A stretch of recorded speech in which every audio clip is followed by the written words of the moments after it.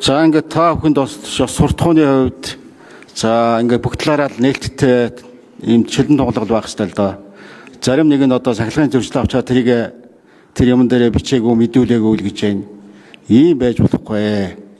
За бас одоо олон нийтийн сүлжээгээр нээлттэй явдаг болсон байна.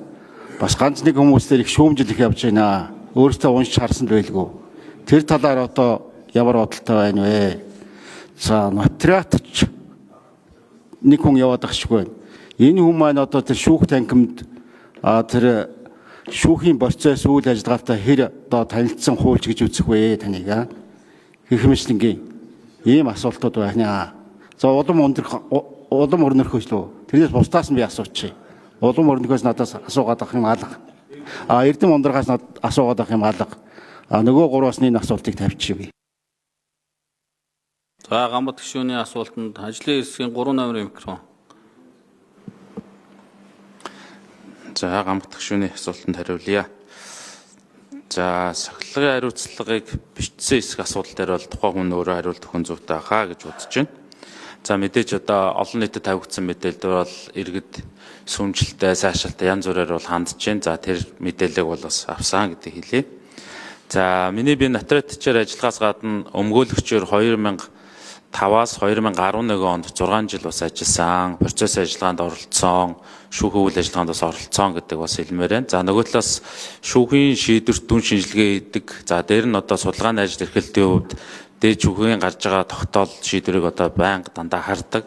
За дээр нь шүүхийн эрхий зөвлөлийн тайлан, шүүхийн жил болгоны үйл ажиллагааны тайлан бол харж байгаа. Тэгэхээр шүүхийн процесс нэгдүгürt ажил оролцож байсан, хоёрдугаарт онлын хувьд гэдэг юм уу судалгааны хувьд бас энэ шүүхийн үйл ажиллагаатай холбогдох судалгаа хийдэг.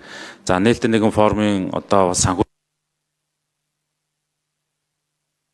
За ажлын хэсгийн 5 номерын микрофон нэр дэвшигч Өнөр Жиргал. За нэр дэвшигчийн хувьд сонгож шалралтын үед сөрөг мэдээлэл буюу сахилгын шийдэлтэй хэсэх асуудал дээр бол надаас ажлын хэсгийн гишүүн бол тайлбар авсан. За энэ нь бол сануулгах сахилгын шийдэл нь бол шүүхийн ерхий зөвлөлийн шүүх бус гишүүний сонгож шалруулалтын үйл ажиллагаанд бол нуусан зүйл байхгүй байгаа гэдгийг хэлмээр байна.